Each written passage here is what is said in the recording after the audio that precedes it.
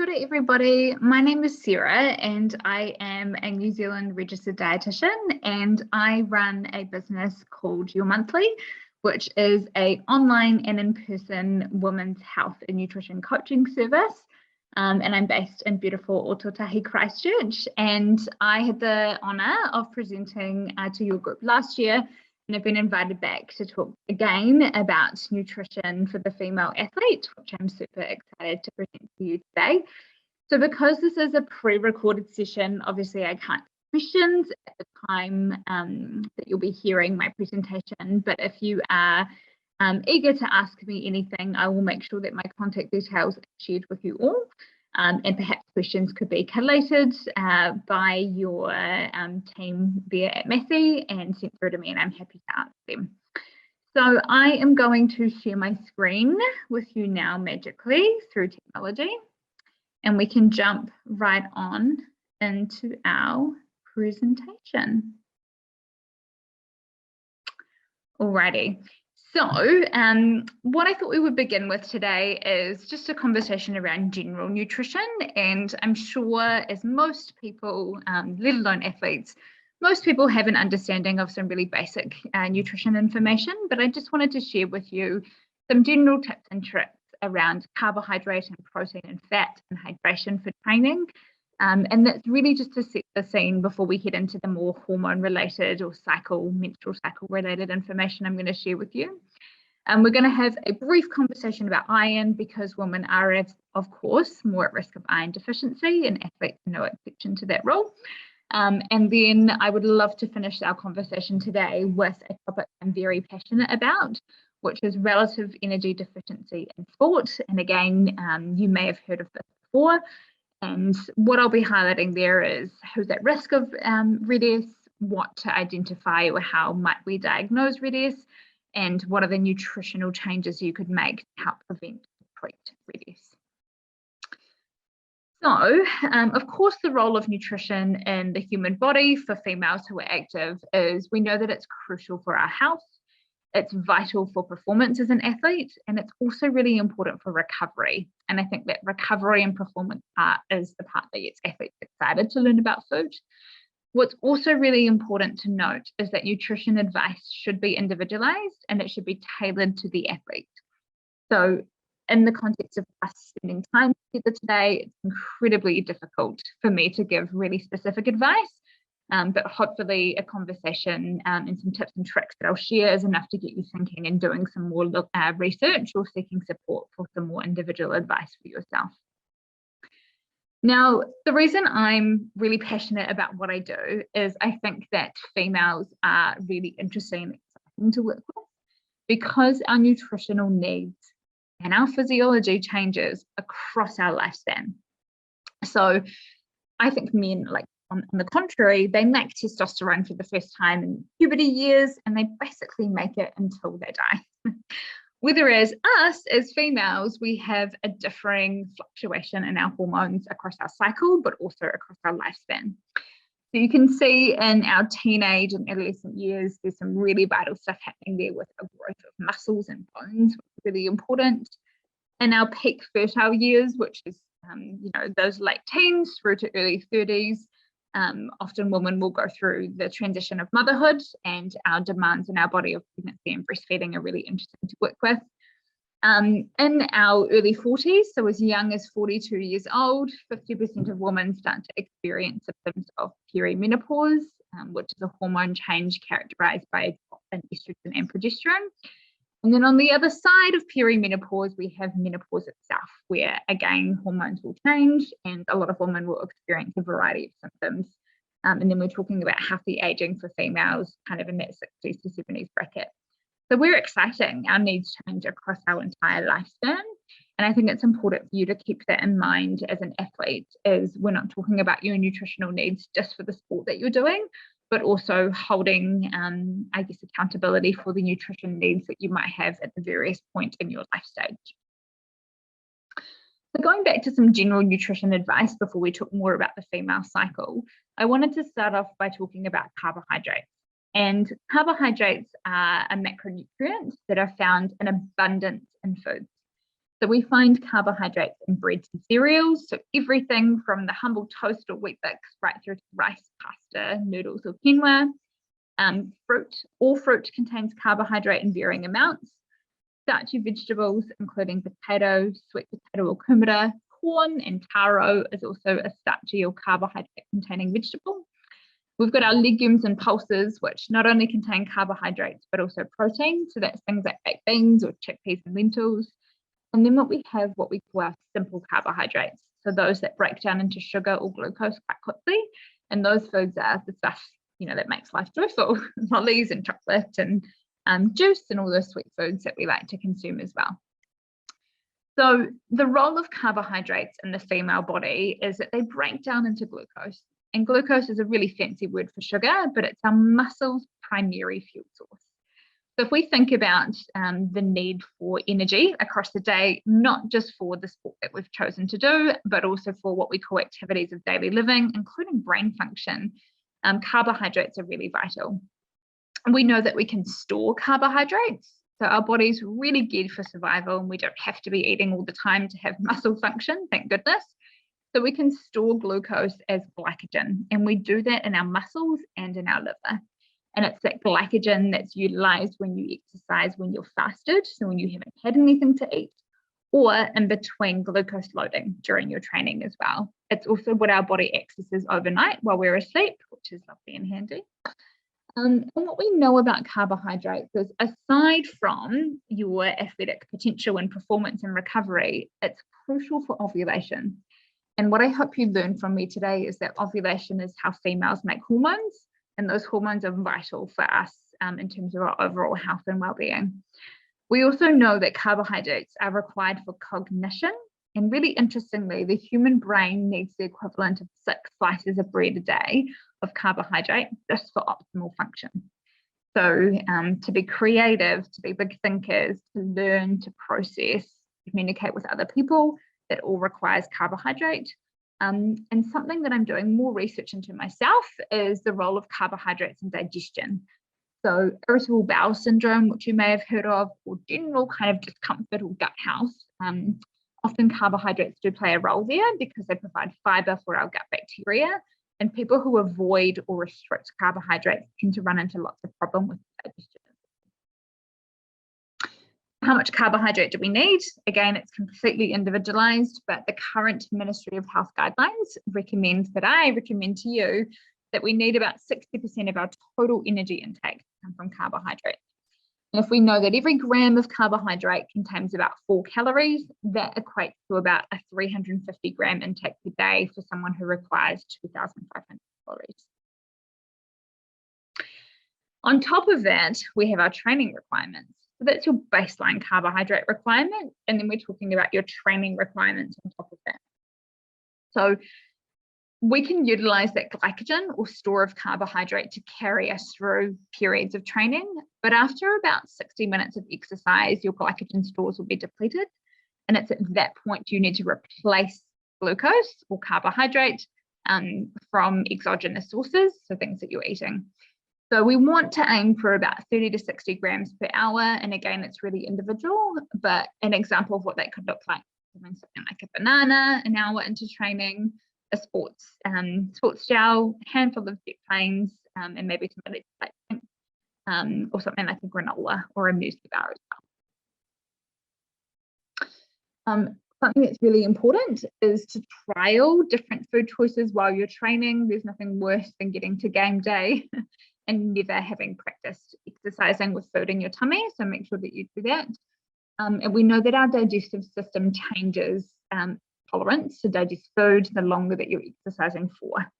So if you're trying to consume foods, 3 or 4 hours into endurance type training, you really need to train your body to be able to do that. And you'll find that you'll be able to digest foods a lot easier earlier on in your training session. Next key macronutrient is protein, which is incredibly vital and I think often overlooked by particular females. So we know that proteins break down into something called amino acids, and that amino acids are used by the body basically like the Lego blocks of what we're made from. So it's important not only for muscle growth and development, cell repair, hormone production, lots of different We also know that protein-rich foods should be included throughout the day, whereas historically there was lots of evidence or discussion around how protein should be included around specific times around your training. But what we know now is that it's that protein intake across the day that's more beneficial. So what foods contain protein? We can split them into two categories. We've got your plant-based protein sources like beans, legumes, peas, tofu and tempeh. We've got our animal-based sources like meat, poultry, fish, eggs, and yogurt, so other dairy products as well. Your protein requirements are individual. You're going to hear me say that lots today. But the rough maths that we work on is about 0.8 to 1 grams per kilo of body weight per day. So if someone weighed 60 kilos, they need about 60 grams of protein per day. I would actually probably suggest slightly more than that in an athlete population. So that would be the general population. For the athlete population, I would be focusing on probably closer to 1.2 to 1.5 grams per kilo per day. And that's just because of the demands on terms of energy levels and muscle synthesis and growth among athletes. Fats is the next key macronutrient, and there's no recommendations around fat intake for athletes, but what I will say is that it's the most energy dense of all the macronutrients. So for a gram of carbohydrate and protein, you get about 4 calories. For a gram of fat, you get about 9. So it's double the bang for your buck. So I like to use fat-containing foods with my athletes to help them to meet their overall energy requirements. If you were training for more than 3 hours and it's following, I guess, a pattern of where you would normally meal, I think it's useful to include protein and fat foods. That's what your body would normally expect every 3 or 4 hours across a normal day. So if you are training for quite a long period of time, I would then look at not just carbohydrate, but including some other groups as well. Hydration. So hydration or water is not a macronutrient, but it's very, very important. So our hydration needs are again individual, but the easiest way for you to tell how much you need is to check the color of your wee or your output. So your first urine output overnight should be really concentrated because your kidneys have been working hard. And thereafter, it should be as close to clear as possible. It doesn't have to look just like water, but it shouldn't be really bright in color. While you're training, your hourly requirements will vary. So somewhere between 300 to 500 mils per hour is the general guideline we give. And if you want to really find out more about your hydration status, you can look into your personal sweat rate, which is where you weigh yourself before and after training and work out your fluid loss, whether or not that helps you to meet your fluid requirements and what Alrighty, so that was just a really general, quick overview around nutrition for athletes. What I really want to talk to you about today is this idea of a monthly report card. So as a dietitian working in female health, I'm incredibly passionate about teaching women that having a regular healthy cycle in terms of a period cycle is what I believe to be another vital sign. It is an indication of fertility, and what I know to be true is that fertility is so much more than just getting and staying pregnant. It's a really good sign of overall health and wellness, and I hope that's something you take away from listening to me talk today. So before we go any further to talk about the cycle, I think it's really important we have a look at what is the cycle and acknowledge and appreciate how beautifully complicated she is. So most clients that come to work with me don't really have that much of an understanding of what does a healthy cycle look like. And it's probably because if we think back to early education around our period and the menstrual cycle, most of us learn that a period is a sign that you didn't get pregnant that month. But most of sex ed or health education in schools is still around contraception, not necessarily around the importance of having a period. So what you can see across this image that I'm showing you here is that we have some key phases across the cycle. So we talk about your follicular phase, which is the phase prior to ovulation.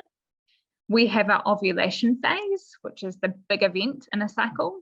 And then we have what's called your luteal phase, which is that third or second half of your cycle prior to the bleed phase or when you have your period. So every month, this magical situation happens where your hypothalamus, which is a part of your brain, has to tell your pituitary gland, another part of your brain, that you are okay to ovulate. I'm giving you the green light, you can begin your cycle each month. What happens is when that communication takes place, your pituitary gland will start to make a hormone called luteinizing hormone and another hormone called follicle stimulating hormone. And it's those two hormones who tell your ovaries that it's time for them to start their engines and to start the production of estradiol, which is a form of estrogen involved in ovulation for females. We're going to talk about estrogen again in a moment, so I'll come back to her. But once your ovarian follicles reach maturity from the support of estrogen, you will have ovulation. And after you ovulate, and only after you ovulate, you will make this beautiful green line here, which is the hormone progesterone. Now, what progesterone is doing is it's maintaining your uterine lining, so holding your uterine lining in place, getting ready for if an egg and a sperm were to meet and to fertilize and implant. And what will happen is eventually progesterone levels will fall, and then you will eventually have a period as that uterine lining is no longer held in place and falls away. So in terms of what do those hormones do for us beyond getting pregnant and staying pregnant, the first one I wanted to talk about is estrogen. So what we know about estrogen is that estrogen is involved in bone mineral density for females. So what happens is if you think about your bones kind of like a sand dune, they're constantly being eroded or chipped away at by the exercise that you're doing in just everyday life. And estrogen is involved in the remodeling of those bones, which is where they're built back stronger than they were before. Females have until about the age of 21 to 22 to reach what's called their peak bone mineral density. So women who don't have regular ovulation cycles in their first, 5 to 10 years of having their period in their adolescent age, they are more at risk of bone issues later on in life. And athletes who have suppressed estrogen levels from something like energy deficiency in sport or that red S, they are more likely to experience bone-related injuries like stress fractures because of that poor bone mineral density. Estrogen is also really crucial for uptake of glucose. So the muscles in our body are more readily able to use glucose when we've got lots of estrogen hanging around, which is that first part of our cycle, that follicular phase. And because of that, a lot of emerging research shows that women are actually stronger, faster, and more likely to hit PBs at that part of our cycle versus any other time, which is really interesting.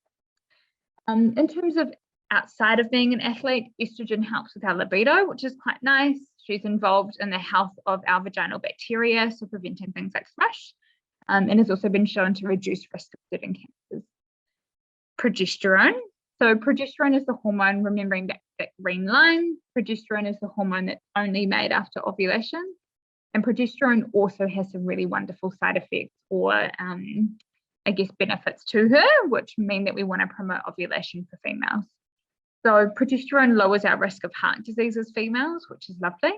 It's also involved in the quality of sleep. And most importantly, progesterone helps our brain to access a neurotransmitter called GABA, which is in the same family as dopamine or serotonin, which you would have heard of before. So in terms of reduced anxiety, reduced stress, or improved stress tolerance and overall quality of life, having a regular cycle has been associated with all of those things because of progesterone. The next hormone is testosterone, which I actually don't have pictured in the image I've shown you, but it's important to know that women do make testosterone as well. We just make it in much lesser amounts than males, and testosterone has been shown to also contribute towards muscle development and bone development in females as well. So if we were to break down those phases of our cycle and talk about some really specific nutrition advice for all of those phases, what you might see is the importance of having some tools that can help you buffer some of the hormonal consequences of being female. So for example, PMS, or noticing digestion changes across your cycle as well. So this idea of championing your cycle is, rather than looking at being hormonal as a negative part of being a female, what we could instead think about is that if we understood the hormonal fluctuations across our cycle, we might be more prepared for some of the more irritating or annoying side effects of certain hormonal changes across our cycle, like PMS, for example. But we might also be more likely to lean into the positive aspects of certain times of the month. So for example, my understanding is there's been some research around among female netball players in New Zealand where they've tried to sync everybody up to see if women perform and train better at that ovulation part of their cycle, which is quite interesting to think about. I don't know that that's practically useful. It would mean that we would all have to live together with our teammates, but you can see, I guess, the merit of what they're trying to do there. Those in tune with their cycle, so women who track their cycle and know which phase they're sitting at, they may be more likely to notice changes in their appetite, so how hungry they feel, their energy levels, and more importantly, when they're feeling a bit buggered, and also their digestion. And the reason I keep talking about digestion is I think most athletes would have had experiences of feeling uncomfortable with digestion and noticing how that impacts on their ability to perform or train as well. So if we start with that follicular phase, some really important changes to note is that peak in estrogen means that your appetite is decreased. So because your body's so good at utilizing glucose from the food that you're eating in that part of your cycle, our appetite is decreased. And what's really important to note there is you can't always rely on appetite to drive your ability to meet your nutrition requirements. So if you are an athlete at risk of energy deficiency in sport, or you're recovering from energy deficiency in sport, if you rely purely on appetite to trigger you to eat, it might be that you're not meeting your nutrition requirements and you need external reminders to nourish your body. I also find that using liquid calories at this part of the cycle can be really useful. So things like recovery smoothies, flavored milks, protein shakes, etc., are more tolerable for athletes who aren't feeling particularly hungry but would kind of get in that nutrition despite a suppressed appetite. We also know that our ability to store glycogen is improved in our follicular phase, so our body's pretty good at doing that. And that's just important to note if you're an endurance athlete in particular. Well, I've already given you those tips. In your luteal phase, so your luteal phase is after ovulation, and if you remember, that's where progesterone is most dominant. So things you want to look out for here is progesterone raises your metabolic rate, and it also raises your body temperature. So we become more efficient at burning nutrition at this part of our cycle, and we also get hungrier. But we don't need to be afraid of that hunger because our bodies are fuel burning machines. It increases our body temperature, so some women will find that training in the heat becomes more uncomfortable at this part of their cycle, so focusing on hydration, and maybe you're timing your training around less hot parts of the day would be really useful for you. And fluid retention is really common at this part of your cycle as well. So a lot of women, if you ask somebody who is tracking your weight or using things like body composition scales, you might find that they change in the second half of your cycle, and that's because progesterone sought to retain fluid within the muscles. Something else I also note is that progesterone slows down our digestion, so our gut transit time, and it's doing that because it's preparing us for the opportunity of getting pregnant. So it wants our body to absorb all the nutrients we can from food, so it slows everything down. But if you're someone who's already prone to things like bloating or constipation, then having that slower digestion can really make training uncomfortable or just impact on your quality of life as well. So something I encourage here is, in terms of that digestion, small regular meals might be better tolerated than larger meals across the day. So if you're someone who normally has a breakfast, a lunch and a tea, I would encourage you to do things like maybe split your breakfast or split your lunch and have the same nutrition intake over smaller meals across a longer period of the day. I find that soluble fiber in the form of psyllium husk, which is a supplement you can find at the supermarket, is really helpful for just softening your bowel motions and making them easier to pass. And I would just start with 1 teaspoon a day added to breakfast or smoothie. If you're someone who's prone to bloating, I would be aware that there's certain foods that cause more gut fermentation, so the production of gas in your large intestine. And we might want to avoid or minimize those foods in our luteal phase, help reduce that further exacerbation of bloating because of progesterone. So common foods that I see causing bloating in clients is onion and garlic and mushrooms, apples and pears and stone fruits, high volumes of lactose, so lots of milk, lots of yogurt or ice cream, but interestingly not cheese, because there's very little lactose in cheese. Plant-based athletes who are consuming big portions of lentils or pulses. I also really encourage clients to think about low wheat products at this time of the month if they struggle with bloating. So we don't want to compromise your carbohydrate intake as an athlete. You can do things like swap your normal bread for sourdough bread, which is a better tolerated product for lots of people. You could choose rice instead of pasta, or get your carbohydrates from things like kumara or potato versus things like breads and pastas.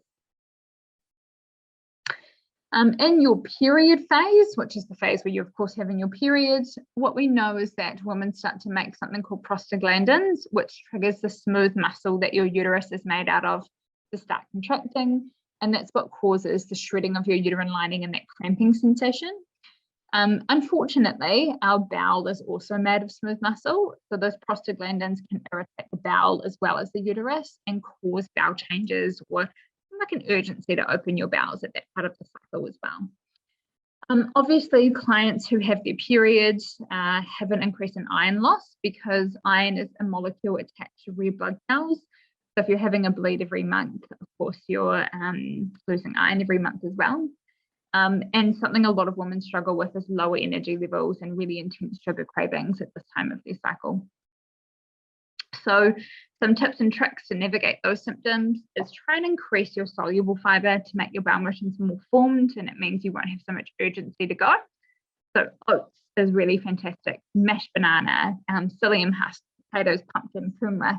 Adding those types of foods to your diets can be really useful. Avoid common triggers of those bowel symptoms, same as your luteal phase, which I talked about in the slide prior, and try and avoid high roughage foods prior to exercise. So if you're someone who normally has like a big bowl of granola before you head out for your morning training, you might find that that really doesn't sit comfortably at this time of the month. So something like oats would be a much better idea, or the sourdough option with peanut butter and banana, something like that. Be aware of other bowel triggers, so not just those roughage foods, but also things like alcohol and caffeine. Pre-workout can cause lots of gut changes for people. Artificial sweeteners, so I often see those in protein powders and pre-workouts. Really high fat meals, so things like your KFC, fish and chips and pizza, can also cause gut irritation too. This is a really terrible slide. Look how small that writing is. Sorry, guys. What I just wanted to note on here was the risk of iron deficiency among athletes who do get a period. And it's because, I mean, a couple of reasons. The first is that we know that when we exercise, we make a hormone that suppresses the body's ability to absorb iron from food. So that puts athletes more at risk of iron deficiency. If you have a period every month, you're obviously having that loss of iron in the form of a bleed. We know that there's microscopic vascular bleeding that goes on when muscles are stressed, which of course contributes to more iron loss. And there's also an increase in the perception of the benefit of being plant-based as an athlete. And plant-based sources of iron are what we call less bioavailable. So our body is less able to absorb iron from iron-containing plant-based foods. Therefore, we become more at risk of iron deficiency. So if you are somebody who includes red meat across your week, you are probably less likely to experience an iron deficiency. And most people will know that red meat like beef, venison and lamb are really high in iron, and then your non-heme iron sources, those plant sources, is your whole grains, your eggs, your chicken and fish, marmite, dried apricots and figs, tofu and tempeh, and beans like baked beans, etc. as well. Some tips to think about is if you are plant-based, I want you to double the amount that you're aiming for. So a female who is not plant-based would be aiming for about 18 milligrams of iron a day, versus a plant-based athlete would be aiming for about 35 milligrams per day, and that's to allow for that bioavailability. We want to encourage athletes to check their iron levels, and they would be doing that at least every 6 months, particularly if you are plant-based, just because you are at risk of deficiency. We can also include vitamin C containing foods to help boost our iron absorption. So that could look like having kiwi fruit with your oats, for example, or colourful vegetables like broccoli is really high in vitamin C, or tomatoes with our evening meal, where we might be including another iron source like tofu, fish or chicken. And something else that athletes need to be aware of is that tannins, which is a compound found in tea, coffee, and red wine, it actually prevents our body being able to absorb iron. So if you are a morning coffee drinker, try and do it 30 minutes before your iron-containing meal or supplement, or do it 30 minutes after. And if you enjoy a glass of Pinot Noir with your evening meal, again, just be aware that it's going to inhibit your body's ability to absorb iron. You're probably better to have that glass of wine before dinner versus the meal. Some other period tips and tricks to have a think about. So PMS is something that a lot of people also experience, and research shows that any negative perceptions of periods among athletes is normally due to the PMS experience. So practical tips that I've used with clients is any breast tenderness, I tend to supplement iodine or encourage iodine-rich foods, remembering that iodized salt is your most affordable option there. And you need salt as athletes for the sweating that you're doing, so don't be afraid of that. Magnesium supplementation has been shown to be amazing for mood, so that's something else I use with my PMS clients. And really focusing on protein. So those sugar cravings are normal when they're absolutely fine to honour, but try and counteract them with some protein. Protein helps to promote more stable blood sugar levels, and normally what happens is if you have a fluctuation in blood sugar levels, you'll also have a fluctuation in mood. I think we've all got memories of being hangry and a little bit more irritable, scratchy or tearful than we'd like to be. So if you're having something like chocolate for afternoon tea, try and grab a handful of nuts at the same time. If you're having something like a piece of baking, like homemade brownie or banana bread, can you try and pair it with a little bit of yogurt just to try and balance that protein?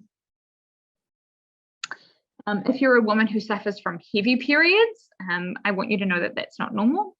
So our normal tolerated level or accepted level of period actual blood loss each month is about 80 mils, and any more than that is classified as a heavy period. Heavy periods can be caused by physiological conditions, so things like endometriosis or fibroids. So it's definitely important if you're experiencing heavy periods to speak with your health provider, like your GP, to discuss whether or not that might be something that you're experiencing. If you do not have those conditions and you have heavy periods, other causes can be contraception choices. So the copper IUD, which is a contraception device, has been shown to increase period flow by up to 20%. We also know that progesterone lightens periods, so it thins your uterine lining. So if you're a woman who ovulates, you are less likely to have heavy periods versus a woman who does not ovulate. Iron is obviously something that's really important to check if you do have heavy periods, because you're losing more every month. But also iron is what we call a natural coagulant. So the body gets into an awful state where the heavy periods cause low iron, but then low iron causes a lack of coagulation, which leads to heavier periods. So treating the iron deficiency can sometimes help reduce the bleeds as well, which is amazing. Ibuprofen, very interestingly, 200 milligrams of ibuprofen every 6 hours on your bleed days of your periods has been shown to reduce flow by up to 50% in some women. So I think ibuprofen's great. And there is some very, very emerging evidence that A1 casein, which is protein found in milk, may cause heavy periods in some women. And I guess in terms of my clinic, I've used that approach that says if I used it for 10 clients, it would help maybe 1 or 2. So it's not something I would rush to do, particularly because dairy is such a cheap, valuable source of calcium and protein for women as well. In terms of painful periods, movement. So most of us don't feel like exercise when we've got our period, but movement is a really wonderful natural pain relief. And it might just be about swapping, your normal training for something a little bit more gentle and utilizing that time for pain relief. Omega-3 and magnesium supplementation have been shown to be really helpful for reducing pain across your period, which is great. And something else I think is really important to acknowledge is stress management. So stress is an unavoidable part of being a human being, but a lot of clients will share with me that when there's more on their plate emotionally because of stress, they are less resilient to the pain experience with their period. So those are just some things to think about in terms of painful bleeds as well. Just a note on perception of periods among athletes, because I think this is a really interesting topic that's being investigated and researched at the moment. So I guess with periods, there's a historic relationship between having a loss of period and that being really normalized among athletes. And what we're trying to change at the moment is looking at your period as, a superpower for your training and performance and recovery, rather than a sign that you are small enough or that you're meeting a smaller weight class and have therefore lost your period. And like I said earlier, symptoms of periods tend to plague athletes, so that PMS or heavy bleeds, which is why we're trying to talk about how there's other strategies you can use to mediate those symptoms of having a period, rather than taking contraception to suppress having a period, or striving for a loss of period as part of a normal part of being an athlete. I guess what we also know about this area of research in terms of period health in athletes is it is really the research to date among athletes and hormones is male dominated, not female dominated. And it's obviously really complicated to study the menstrual cycle in females because there is so many different phases, and trying to get participants or cohorts where those phases are aligned is really difficult. There definitely is more research happening there. Cool. So I just wanted to end our conversation today with a focus on relative energy deficiency in sport, because I think it's a really important topic. And we'll close the session after that. Sorry. So energy deficiency in sport is really simply where you have a disparity between energy intake not meeting the demands of energy output. And what happens to the human body is when there's a calorie deficit happening in an athlete over a long period of time, where those energy output demands are not being met, is the body will start to downregulate what it perceives to be non-vital processes. So our body is wired to survive, and it will decide and allocate where your calorie budget needs to go to keep you alive. Really interestingly, the body will allocate the majority of the calories towards your exercise, probably because humans historically only exercised if we were being chased, or if we were needing to hunt down food. So it's really important that we have the energy to do movement if we're asking that of our body. But our body doesn't know that exercise now isn't survival. It's more of a joy or a career for people as opposed to staying alive. What you can see here is that downregulation of non-vital processes also leads to other consequences in the body. So we have a reduction in your ability to store glycogen, which can impact on training. We have an increase in mood disorders like depression and anxiety. We have an increase in your rate of injury, and that's often the first sign of REDS or the first presentation for someone with energy deficiency in sport. You see impaired judgment on the field, decreased coordination, and reduced endurance and muscle strength as well. So athletes are often really motivated to do something about REDS because you can see it's impacting on their overall ability to perform in their chosen sport.